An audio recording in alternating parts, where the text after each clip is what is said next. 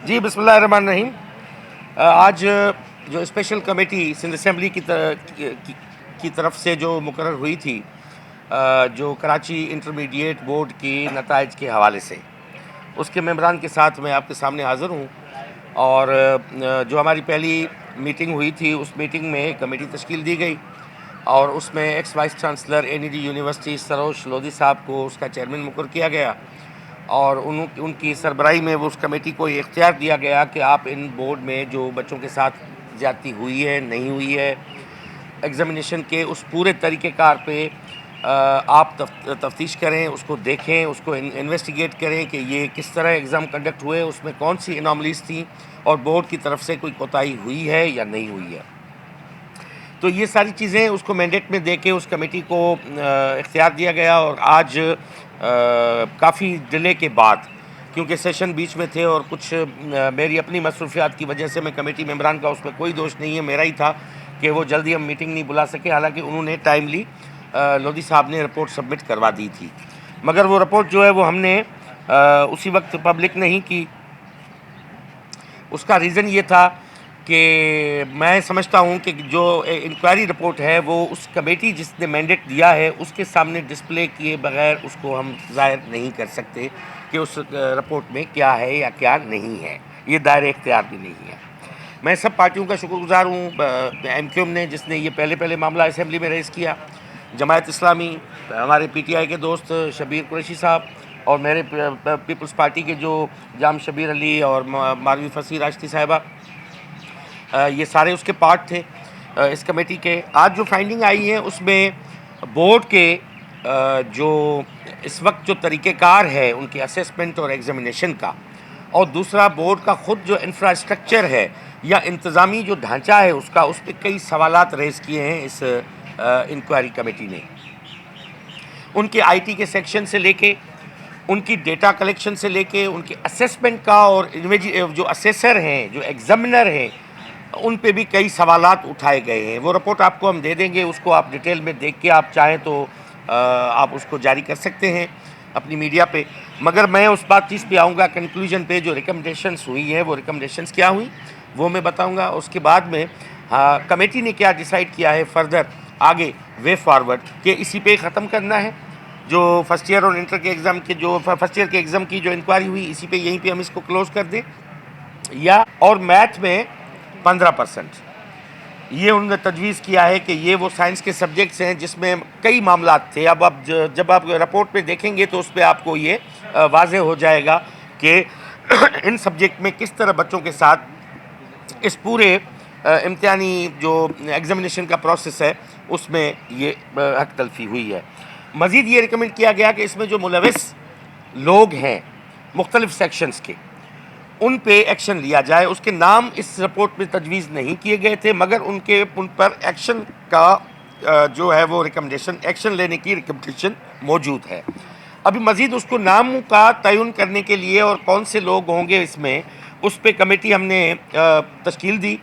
वो उस कमेटी में असम्बली का सेक्रेटरी, जो हमारी कमेटी का सेक्रेटरी है रिन साहब, सरोज लोधी साहब, और यूनिवर्सिटीज़ और बोर्ड्स का जो सेक्रेटरी है, ये 3 लोगों पे मुश्तमिल रखा कि उनको ईएनडी रूल पे, जो ईएनडी रूल्स 1973 या 1974 के जो हैं एफिशिएंसी एंड डिसिप्लिन रूल्स, उसके तहत कार्रवाई की जाएगी।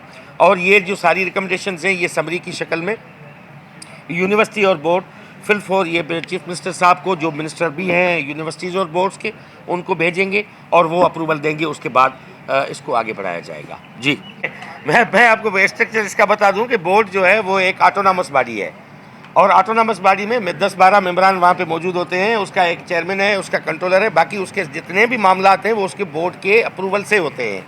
इसमें अगर कोई बोर्ड बना हुआ है और वहाँ पे वो कोई गलती करता है तो फिर आप वो डिमांड कर दें कि इस्तीफ़ा जो है वो फलां बंदा दे, इसमें बात नहीं है। हमने बिल्कुल गवर्नमेंट ने ट्रांसपेरेंसी के साथ, मैं खुद गवर्नमेंट का और ये ट्रेजरी बेंचेस के हमारे दोस्त इसमें शामिल थे, हमने इसको मनो-अन अपोजिशन के साथ मिलके रिपोर्ट को कबूल करके मनो-अन उस पर अमल करने की बात की है।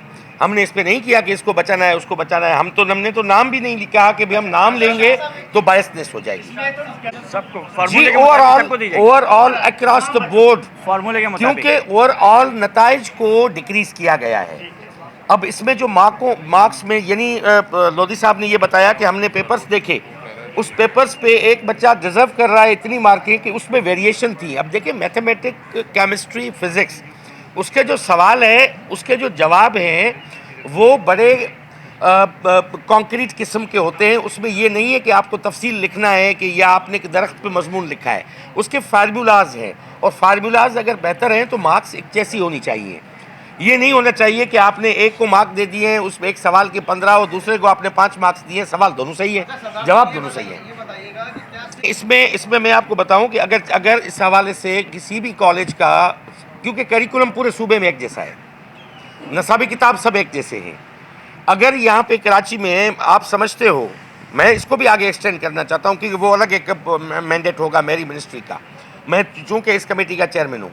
अगर आप समझते हो कि फ़लाँ कॉलेज की रिज़ल्ट वो हमें 154 कराची में कॉलेजेस हैं, फिर कॉलेज टू कॉलेज हमें जाना पड़ेगा कि कौन सी कॉलेज के नताइज कम आए हैं ये मार्क्स इंक्रीज़ होने के बाद। अब मैं स्वीपिंग तो नहीं कह सकता सारी कॉलेजेस को एक जैसा कर दूँ, ये तो नहीं हो सकता ना।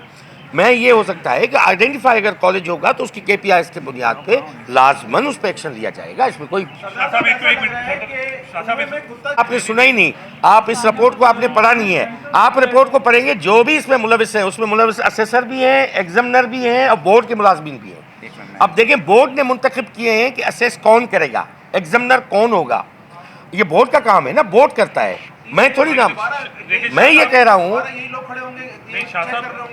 मैं ये कह रहा हूँ, आपने सुना नहीं मेरी बात, आपने अभी तक समझी नहीं। मेरा ये है कि इस वक्त जो कमेटी ने रिकमेंडेशंस दी हैं उस पर मनोवन हम अमल करने के लिए हमने कहा है कि इसको इम्प्लीमेंट किया जाए, उसमें जो भी मुलविस हैं उसके खिलाफ कार्रवाई की जाए और जो मार्क्स की हक तलफी हुई है वो मार्क्स दी जाए बच्चों को, कि ताकि वो इंटर के बाद यूनिवर्सिटी में जाएँ तो उनका मामला एडमिशन वाला इस वजह से ना रुके।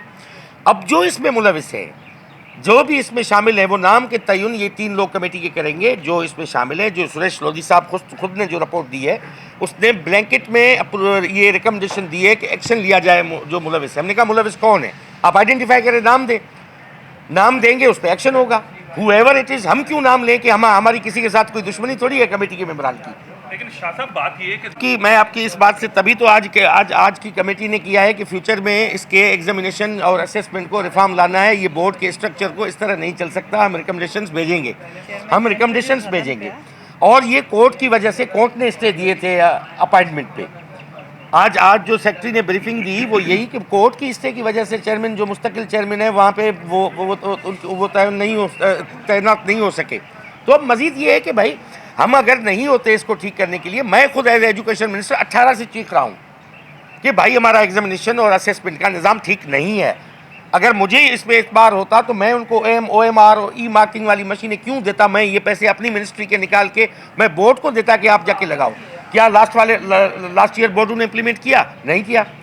इस साल भी कह रहे हैं कि हम पायलट करेंगे, ये करेंगे। मुझे बताइए, ये बड़ा एक गोरख जहान है, इसको आप साफ़ी हो, हम मेम्बरान हो, गवर्नमेंट हो, ये जमायत इस्लामी हो, ये PTI हो, ये MQM हो, हमें सियासी बुनियादों पे नहीं, हमें बच्चों के मुस्तकबिल को बेहतर बनाने के लिए सोचना है। बच्चों के एतमाद हमें नहीं खोना।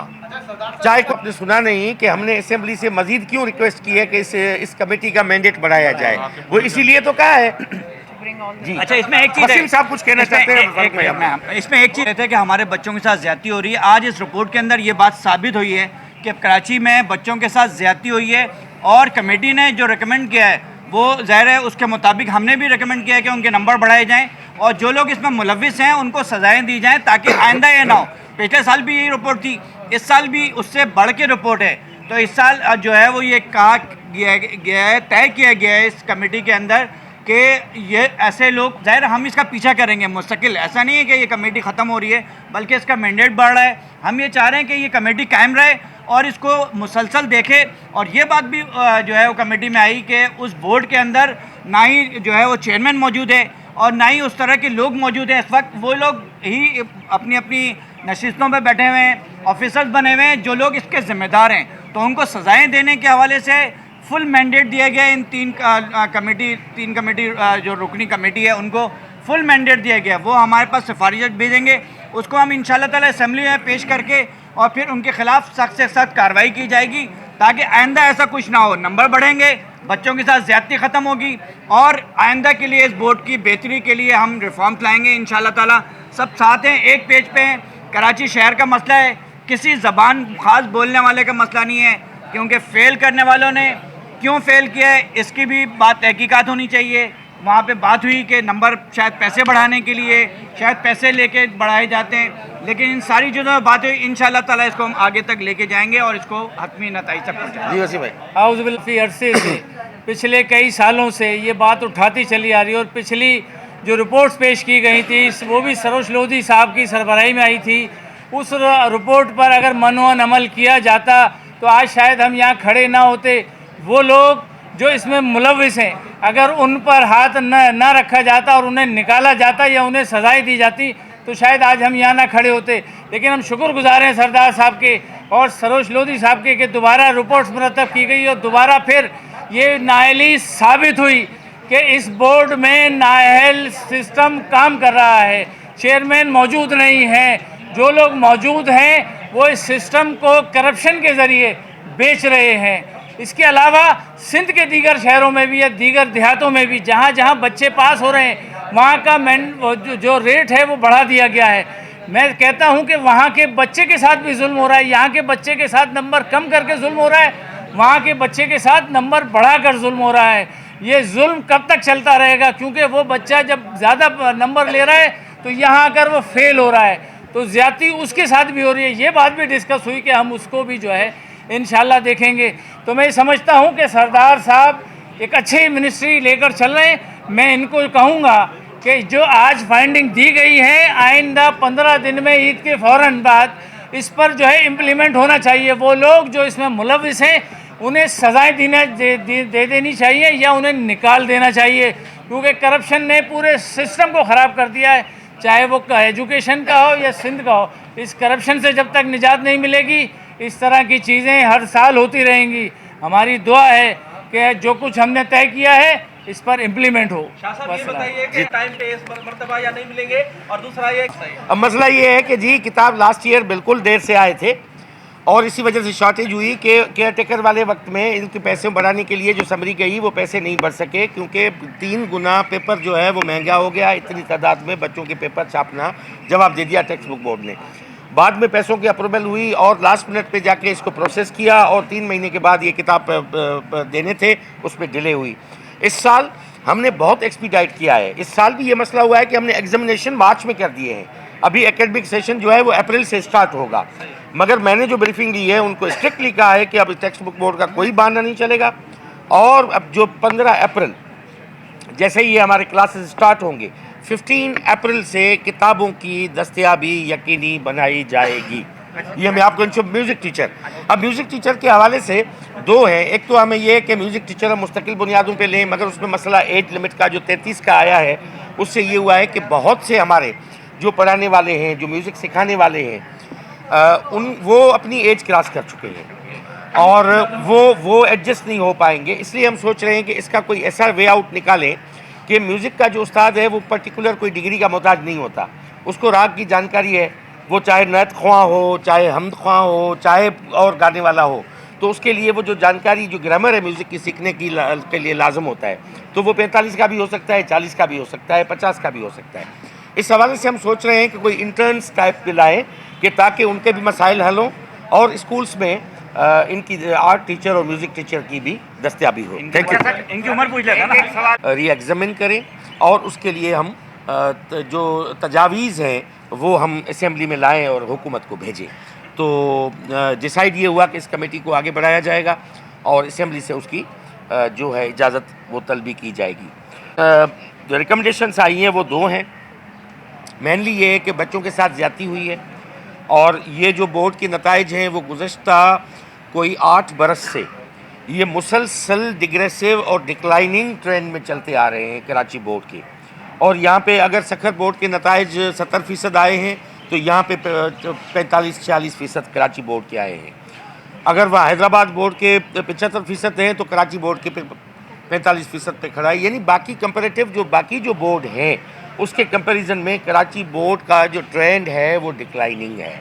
मैट्रिक में बढ़ा है, इंटर में नताइज में उसके जो नताइज हैं वो कम हुए हैं। तो डेफिनेटली ये सवाल उठाते हैं कि बच्चे तो वही हैं जो मैट्रिक में एग्ज़ाम देते हैं, अचानक ऐसा क्या हुआ कि फर्स्ट ईयर में आते ही पहले साल में जो है उसकी मार्कें कम हो गई। और इससे आम तासर ये पैदा हुआ जिससे सारी पॉलिटिकल पार्टीज़ ने इस मसले को सेंसिटाइज़ किया। MQM ने ख़ास तौर पे, अली खुर्शीदी साहब भी हमारे साथ थे मगर वो किसी मसरूफियत की वजह से वो निकल गए, तो उन्होंने असेंबली में भी किया और स्पेशल इन्वाइटी के तौर पे हमारे साथ थे आज कमेटी में। तो इस पे थारो इन्वेस्टिगेशन के बाद ये चला कि बोर्ड की खुद जो स्ट्रक्चर है उसमें बड़े मामलात हैं, उसको ठीक करने की ज़रूरत है। अब या एक बोर्ड को ठीक किया जाए, ये सारे जितने बोर्ड्स हैं इस पूरे तरीक़ेकार को तब्दील किया जाए कि बच्चे की किस तरह एग्ज़ाम लेना है। इस पे हमने बात हुई। जो रिकमेंडेशंस आई है मैं क्विकली उस पे जाता हूँ। वो ये है कि 3 सब्जेक्ट्स में उन्होंने रिकमेंड किया है कि उनका परसेंटेज मार्क्स का सारे बच्चों को अक्रॉस द बोर्ड जो फर्स्ट ईयर के हैं उनके मार्क्स को उनको फ़ायदा दिया जाए कि आगे चल के जब यूनिवर्सिटी में एडमिशन लेंगे कि ये बोर्ड की नाअहली और नाकामी की वजह से उन बच्चों की ज़िंदगी पे असर ना पड़े और यूनिवर्सिटी में एडमिशन लेने के हवाले से उनकी हक तलफी ना हो। तो इस हवाले से फ़िज़िक्स के लिए 15% तजवीज़ किया है कमेटी ने, केमिस्ट्री में 20% तजवीज़ किया है और मैथ में 15% तजवीज़ किया है। तो ये परसेंटेज सर परसेंटेज बताएं जी फिज़िक्स